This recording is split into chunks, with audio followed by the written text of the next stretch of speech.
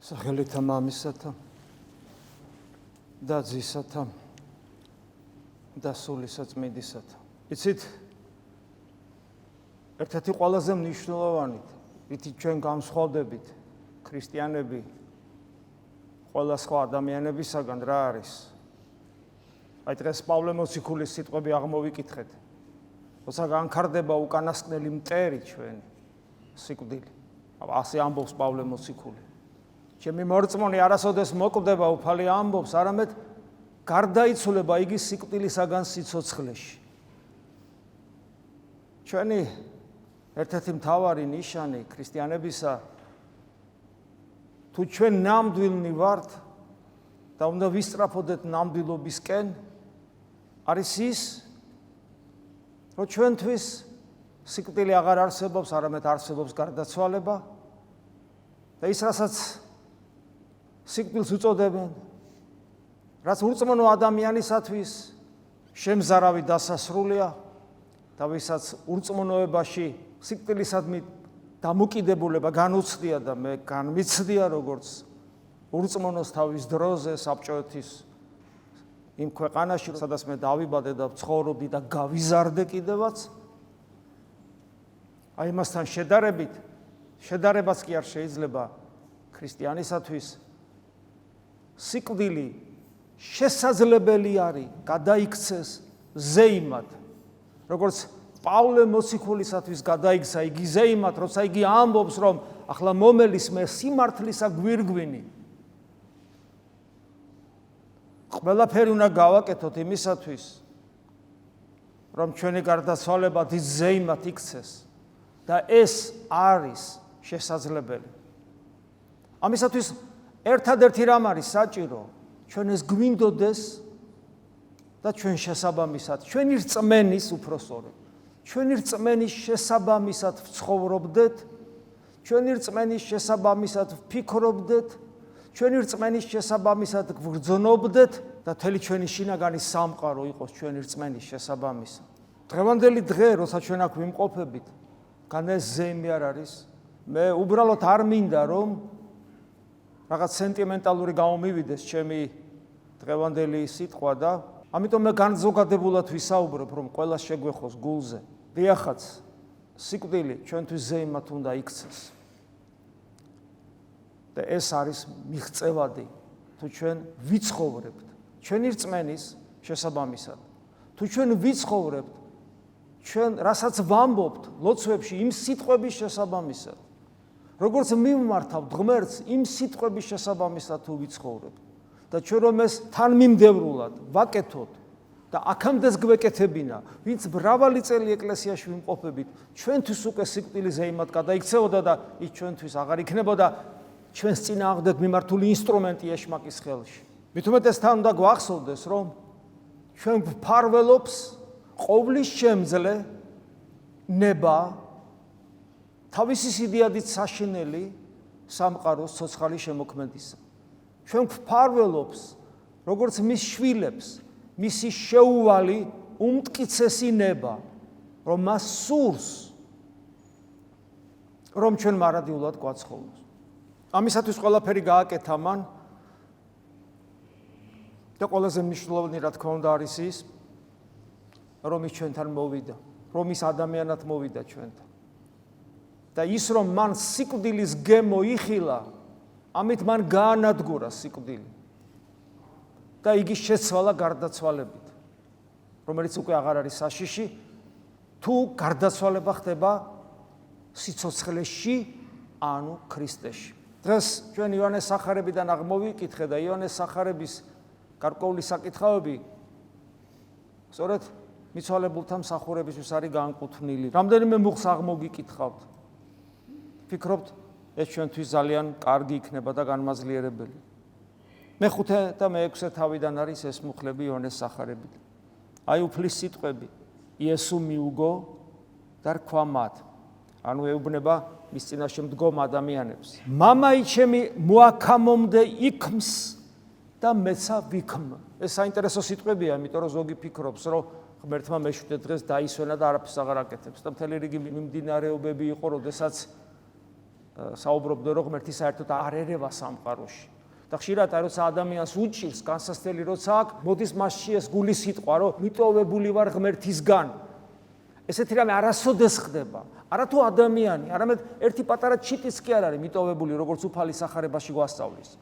და ის რომ ღმერთი მუდამ იქმს, სწორედ უფალი ახლა აქ ჩვენს ეს ხო გამოცხადებითი ჭეშმარიტება, ჩვენ საიდან ვიცით, თუ რაიმე ვიცით იქიდან რომ მოვიდა ადამიანად ღმერთი და გვითხრა ყოველივე, რაც ჩვენი ცხოვრებისათვის აუცილებელია და იგვეუბნება, რომ მამაი ჩემი მოაქამომდე იქმს, ანუ სულ იქმს, აქაც აი ამ წუთშიც იქმს. და თავის თავს წარმოაჩენს მამის თანასწორად იმ წავს. მეც ვიქმ. და რადგან მამას და ძეს ერთინება აქვს, მოგეხსენებათ, რომ ერთ საქმეს იქმან, რაც ჩვენ ცხოვრებას უკავშირდება. ეს ნიშნავს იმას, რომ მე ვიყო იმედიანად. არც ერთი წამი ჩემს ცხოვრებაში არ არის, როცა ღმერთი ჩემს ცხოვრებაში არის, იქმს, ანუ არ განაგებს, არ განმგებლობს, არ მფარველობს, ყურადღებას არ მაქცევს. არც ერთი წამი არ არის ჩემს ცხოვრებაში ასეთი. და ეს ეხება არაუბრალოდ მეორე ხარისხოვან საკითხებს, თუმცა იქაც ეს ერთი ღერით არ დავარდებაო ადამიანის თავიდან, არამედ უმნიშვნელოვანეს საკითხებს და ეგრევე აგრძელებს.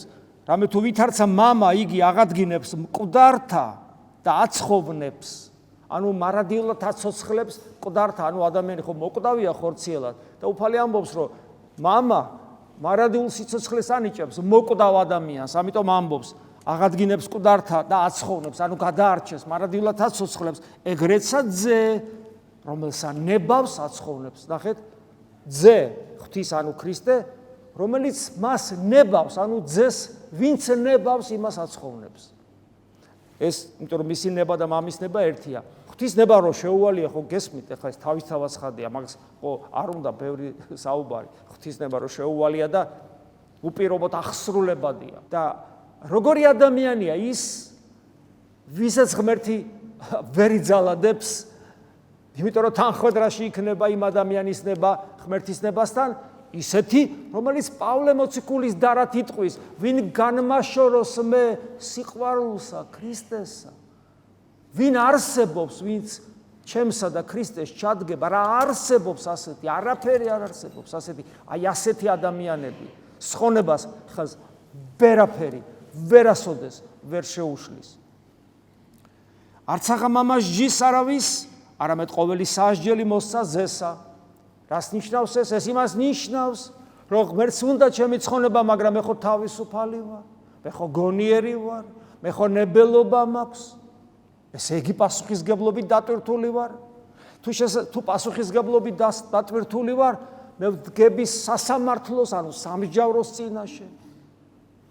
გესმით, რატომ სამსჯავროს წინაშე? იმიტომ რომ პასუხისგებლობით დატვირთული ვარ, რომელიც ჩვენგან იტყვის, რომ ღვთისნების აღსრულებელია ამ წუთში, ამ წამს, ვერავინ იტყვის.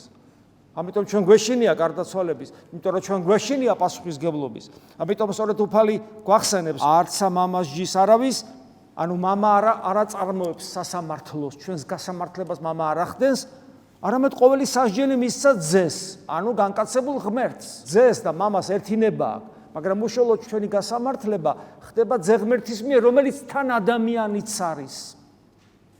ამინ გეტყვით თქვენ, რამე თუ რომელმან სიტყვანი ჩემნი ისმინეს, ძეს მისცა სამართალი. ეხლა ამბობს, ამინ, ანუ ჭეშმარიტად ბეჭდავს, ორჯერ ამბობს, როგორც ჩვენი ყურადღება მიიქციოს, რომელმან სიტყვანი ჩემნი ისმინეს და რწმენეს მომავლინებელი ჩემი, აქ უნდეს ცხოვრება, ანუ სიცოცხლე საუკუნო, ანუ მარადიული. ანუ აი აქ რადგან მთელი სასამართლო განჩინების უფლება განკაცებულ ღმერთს, უცებ განკაცებული ღმერთი გვეუბნება, ვინც ისმენს ჩემს სიტყვას და ირწმუნებს. ეს სიტყვები არის ჩემი мотиваცია, რომ ჩემი სიტყვები ისმინოს, აბა რომელი სიტყვები და ვიწყებ გამოძიებას ღვთის სიტყვისა, ღვთის ნებისა, რომელიც განკაცებულმა ღმერთმა ადამიანური ბაგებით წარმოთქვა, რომ გავიგო, ჩავუღრმავდე, გავითავისო, ჩემად ვაქციო, მივიღო, ვიცხოვრო შესაბამისად და ჩემს მდგომარეობად გადავაქციო. სასჯელს ასეთი ადამიანი არა შევიდეს, ასეთი ადამიანი სასამართლოს წინაშე აღარ წარსდგება. რატო? იმიტომ რომ ღვთისნებით ცხოვრობს. რომელიღაც ადამიანი ღვთისნებით ცხოვრობს. როგორღა უნდა გაასამართლოს? ვინღა უნდა გაასამართლოს, როცა ამ ადამიანის ნება და მოსამართლის ნება თანხვედრაშია. ასეთი ადამიანი ამიტომ სასჯელს აღარა შევიდეს, არამედ იგი გარდაიცვლება სიკვდილისაგან ცხოვრებად, ანუ სიკვდილისაგან სიცოცხლეში. მე ვარ სიცოცხლე, ანუ ქრისტეში. ეს მით ადამიანი ლოცულობს იესო ქრისტე შემიწყალე მე, იესო. გული ფეთქავს, სუნთქავს, იესო და წავიდა. და თუ ეს ნამდვილია, თუ ეს არ არის მექანიკური პროცესი, თუ ეს გაცნობიერებული სწრაფვა ადამიანისა ქრისტესკენ, ეს სიტყვები, ეს სიტყვა იესო, ხო სიცოცხლის წყაროა. საწავა ასეთი ადამიანი, რომლის გული გაჩერდება იესოს სიტყვით, იესოს სახელის აღმოთქმით. რა თქმა უნდა, იქცავა რისკენაც ისწრაფოდა, ანუ სიცოცხლისკენ, იმიტომ რომ მე ვარ სიცოცხლეო, იესო ამბობს. ამინ გეტყვით თქვენ, რამე თუ მოვალს ჟამი და აწვე არს, ოდეს მკვდართა ისმინენ სიტყვანი ძისა ღვთისანი და რომელთა ისმინენ ცხონდეთ. ეხლა არის ჟამი, ქრისტე გვეუბნება. მოვალს და უკვია, მოვალს თვითონ ჩვენ ცხოვრებაში მოვა, გარდაცვალება მოვა უფალი დიდებით, მაგრამ უკვე არის, თან მოვა, თან არის. ხო გესმით რატო? იმიტომ რომ ღმერთთან დრო არ არის. ანუ მოვა, მაგრამ უკვე არის. იმიტომ რომ ღმერთთან დრო არ არის, ჩვენ თუ სწორად ცხოვრობთ, ჩვენ ცხონებას ველოდებით არა ხვალე, არა ზეგ, იმიტომ რომ ცხონება არ არის ხვალე და ზეგ. ცხონება არის უკუნითი უკუნისამდე, ანუ მარადიუსობაში. იმიტომ რომ ცხონებაში არ არის ხვალ და ზეგ, ცხონებაში არის მარადიული სიცოცხლე, მარადიული უკუნითი უკუნისამდე, ან და მარადისობას დრო არ აქვს. თუ მარადისობას დრო არ აქვს, ხვალე რა შუაშია, ზეგ რა შუაშია, ჩემი სიბერე რა შუაშია, უფლისიდები დაბრუნება რა შუაშია. მარადისობა ის არის, რომ მას დრო არ აქვს, არ ხვალი არ აქვს, წარსული არ აქვს, არც აწყვო არ აქვს, ის არის მარადისობა, დროის გარეშე მყოფობა. ეს ნიშნავს იმას, რომ მას ახლავე, აქვე უნდა განვიცდიდე. ყოველთვის როცა თქვენ ამბობთ სიტყვებს აცდა მარადის და უკუნითი უკუნისამდე ამინ, ეს სიტყვები მექანიკურად არ წარმოსთქმათ, გაიაზრეთ, რომ ამით თქვენი გონება მარადისობისაკენ იყურება. მოვალ ჟამი და აწვი არს, სწორედ აი ამ მარადისობა შემოყავს. და მკვდართა ისმინენ სიტყვანი ძისა ღვთისანი და რომელთა ისმინენ ცხოდე, რომელ მკვდართან მე მკვდარი ვარ, ღმერთო ვერ გხედავ, ვერ ხედავ მკვდარი ვარ, მე მინდა დაგინახო და თან მესმის შენი სიტყვების და რადგან მესმის მე გადავრჩები. რამე თუ ვითარცა იგი მამას აქვს ცხოვრება თავისათვის სათანა, ეგრეცა ძესა მოსარათა აქუნდეს ცხოვრება თავისათვის სათანა. კიდევ ერთხელ გვახსენებს, რატომ იცოცხლებს ადამიანი მარადიულად? იმიტომ რომ ღმერთს უერთდება. ღმერთი რატოა მარადიული? იმიტომ რომ მისი ყოფიერება არ არის დამოკიდებული რაღაცა გარე მოვლენაზე. მას ყოფიერების მიზეზი საკუთარ თავში აქვს. ასეთია მამა, ასეთია ძე, ასეთია სულიწმინდა, იმიტომ რომ ყოვლადწმინდა სამებას ერთი ბუნება აქვს, ერთი ღმერთია. ღმერთი იმით განსხვავდება ყველა სხვა ყოფიერებისაგან, რომ მიზეზი, რომ არსებობთ, საკუთარ თავში აქვს. თვითონ არის მიზეზი. და ამიტომ ამბობს, რომ ძე ღმერთიც იესო ქრისტეს ისეთია. როგორც მამას აქვს თავის ცხოვრების მიზეზი თავის თავში, ისე ძესაც აქვს ყოფიერების მიზეზი საკუთარ თავში. ანუ ღმერთია სრული. და მას აქვს ხელმწიფება მოსამას სასჯელისაც აყოფათ. ანუ კიდევ ერთხელ გვიმეორებს, რომ სასამართლო ძალაუფლება აქვს გადაცემული განკაცებულ ღმერთს. და რატომ? იმიტომ რომ იქვე ხსნის, რამე თუ ძეკაცის არის. ანუ მამამ ქრისტეს ძე ღმერთს, იმიტომ ისა ძალაუფლება გასამართლებისა, რომ თან ადამიანიც არის. რომ ჩვენი ტკივილი იცის, ამაზე ხშირად გვისაუბრია. პავლე მოციქული ამაზე კარგად საუბრობს. რომ ჩვენნაირი გახდა, ჩვენი სისხლი და ხორცი მიიღო, რომ მან იცის ჩემი ტკივილი. გესმით, იცის ეს, მან იცის ყველაფერი ჩემი. იცის არა როგორც ღმერთმა მხოლოდ, არამედ როგორც ადამიანმა, რომელიც მეგობარს მიწოდებს, რომელიც ძმას მიწოდებს. გესმით? აი ესე და ამგვარად იცის, გათავისებული აქვს, მასაც ეთკინა. ამიტომ ის ჩემ ტკივილებს უყურებს არა როგორც მცოდნე, არამედ როგორც თანალმობი. სხვადასხვა რაღაცაა ეს.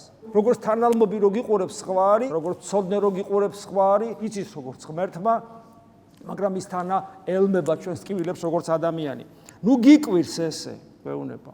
რამე თუ მოვალს ჟამი, რომელსა ყოველნი რომელი ისხდნენ საფლავებსა ისმინონ ხმისა მისისა, ანუ გადავყავართ აღდგომის საყოველთაო აღდგომის დროს, როცა დიდები დაბრუნდება და ეს ნუ გაგიკვირდება, ანუ ყველანი ვინც საფლავს, ანუ მიწას ამ მატერიას ვინც შევერებით, ჩვენი სხეულით, ჩვენ გავიგებთ, ანუ აქ ერთგვარი პოეტურ სიმბოლურადაც ამბობს და რეალურადაც ამბობს, იმიტომ რომ გარდაცვლილი ხორცს არ შეუძლია გაგება, მაგრამ გარდაცვლილი ხორცი აღდგება. ეს რას ნიშნავს ბოლომდე არ ვიცით. ერთი ვიცით, რომ მატერია იცვლება, შესაბამისად გარდაცვლილი სხეულის, დაშლილი სხეულის იცვლება, იმიტომ რომ ის მატერია, ანუ რაღაცა ხდება ისეთი ჩვენთვის გაუგებარი, იმიტომ რომ პეტრე მოციქული მერე ხაზგასმით ამბობს, რომ სულიწმიდა ღმერთის ღვთაებრივ ცეცხლში ხდება გადადნობა, ახლად შობა მთელი სამყაროსი, შესაბამისად ჩვენი გარდაცვლილი სხეულებისაც მას შეუერთდება გონიერი სული კვლავ და უკვე სული და ხორცი ერთად ისმენს ხმისა მისისას. აი ამას ამბობს საფლავებში ისმენ ხმისა ჩემისას და გამოვიდოდია, მაგრამ გაგებით მოსმენით არ თავდება ეს საღვთო საიდუმლოება, საღვთო მისტიკა შეიძლება ასე ითქვას, არამედ გამოვიდოდიან კეთილის მოქმედი აღდგომასა ცხოვრებისასა, ხოლო ბოროტის მოქმედი აღდგომასა სასჯელისასა. კვლავ გამაფრთხილებელი სიტყვები, ესე იგი უფლისა, რომ დიახაც იქნება აღდგომა, მაგრამ იქნება პასუხისმგებლობა. პასუხისმგებლობა იქნება. კეთილისა და ბოროტის მიერ განირჩევა კაცობრიობა და აქ ყოველთვის ხას უსვამთ. კეთილი და ბოროტი რა არის? ბევრი მღვდელია აქ საკურთხეველში და ყველა მამა დამეთანხმება, რომ მღვდლებს გამოცდილება გვიგროვდება გარკვეული ადამიანებთან ურთიერთობაში, მასიურად ქრისტიანებზეა საუბარი. მასიურად ქრისტიანებმა არ იციან რა არის კეთილი და რა არის ბოროტი. შეიძლება პირდაპირ ითქვას, აი ხო ცოტა ხისტი საუბარი გამოვა ეხლა და ხო თქვათ რაღაც ცოტა ესეთი სიხისტე გარკვეულ უხერხულობას ბადებს, რა თქმა უნდა. მაგრამ როცა ადამიანს ველაპარაკებით, ყოველ შემთხვევაში იგვრბილდებით ხოლმე, მაგრამ ჩვენ რო ვიცოდეთ ცალსახად არის გაყოფილი. რაც ღვთის ნებასთან თანხვედრაშია, არის სიკეთე და რაც ღვთის ნების საწინააღმდეგოა, არის ბოროტება.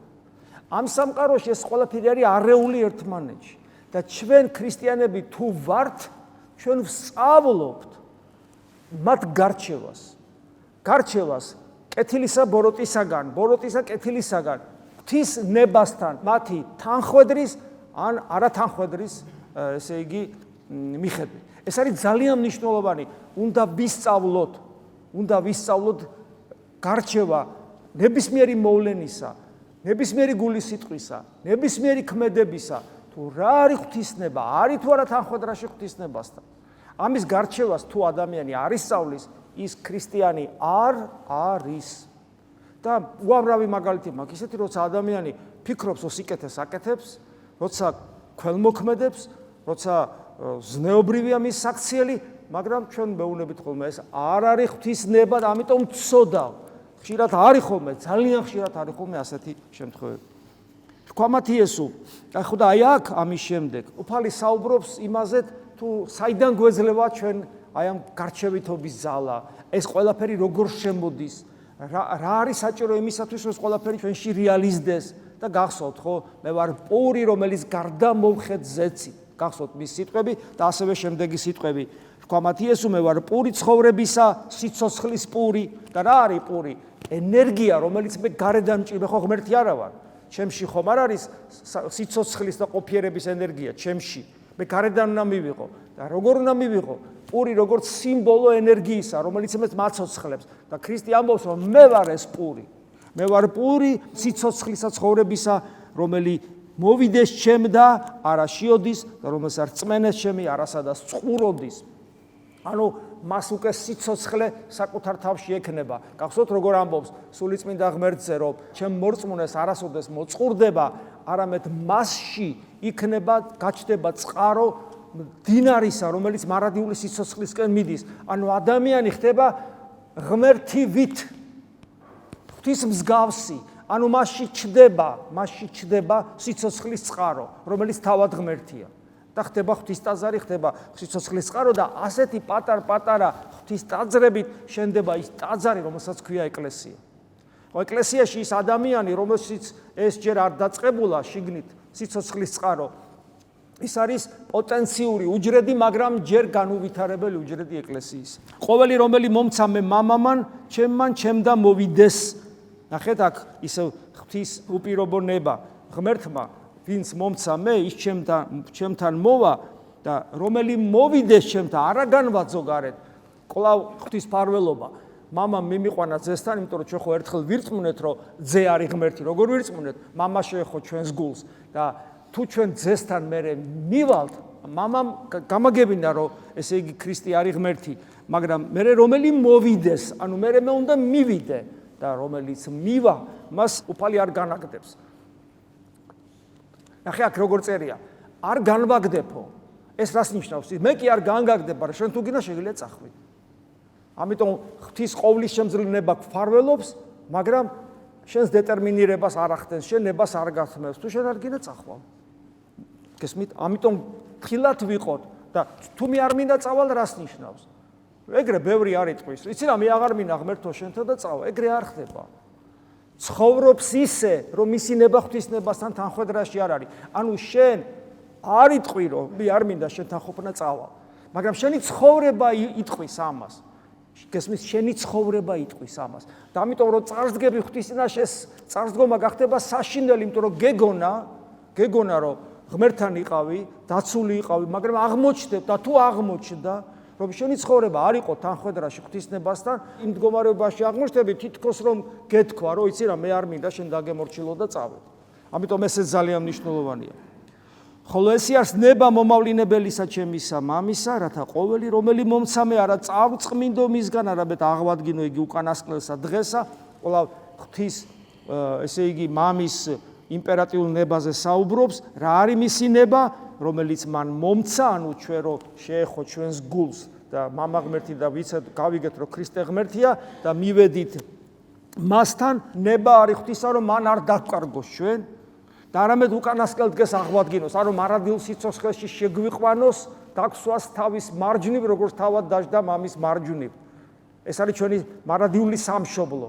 ჩვენ იქითკენ მივისწრაფით და კვლავ მეორებს და რამე თუ ესი არის ისევ ნება იმომავლინებელისა ჩემისა, რათა ყოველი რომელი ხედვიდეს ძესა და რწმენეს მისი, რომელი ხედვიდეს ძესა, ხედავთ ძეს ჩვენ ცხოვრებაში. რომელი ხედვიდეს ძესა, ხედავ მე ჩემ ცხოვრებაში ქრისტეს და თუ მე ვხედავ ჩემ ცხოვრებაში ქრისტეს, არ დამავიწყოს, რომ ქრისტე არის მზე და მზე რო ამოდის, ვარსკვლავები აღარ ჩანს.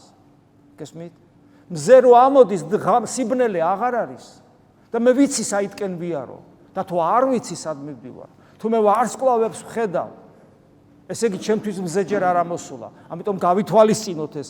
უმნიშვნელოვანესია ეს, რომ ხედავდეთ ქრისტეს მუდამ ყველაფერში, ყველა საქმეში და რომელი ხედვიდეს ძესა და რწმენეს მისი, რწმენეს ანუ უჯერებდეს მას, უნდა დავინახო კიდევაც და უნდა დაუჯერო კიდევაც, იმიტომ რომ რწმენა არის დაჯერება და ნდობა. ასეთ ადამიანს აქ უნდა ცხოვრება საუკუნო, ანუ კვლავ შემოდის მარადისობა, მარადიული სიცოცხლე ექნება და მე აღვადგინო იგი უკანასკნელს ამ დღესა, ეს ნიშნავს კიდევ ერთხელ იმას გვახსენებს, რომ ჩვენ სრულად ხორცისა და სულითაც მთელი არსებით ადამიანი შევალ მარადისობაში. აი ეს ამ ყველაფრის გაცნობიერება, ამ ყველაფრის გათავისება, შესაბამისი ცხოვრება, ყოველდღიურობაში შემოტანა. ეს ყველაფერი და მე აი ამ ყველაფრით მყოფობა იმ საოცარ საიდუმლო, ანუ მისტიკურ გარემოში, რომელსაც ეკლესია ქვია, ჩვენ ცხოვრებასაც ზეიმად გადააქცევს და ჩვენს გარდაცვალებასაც ზეიმად გადააქცევს.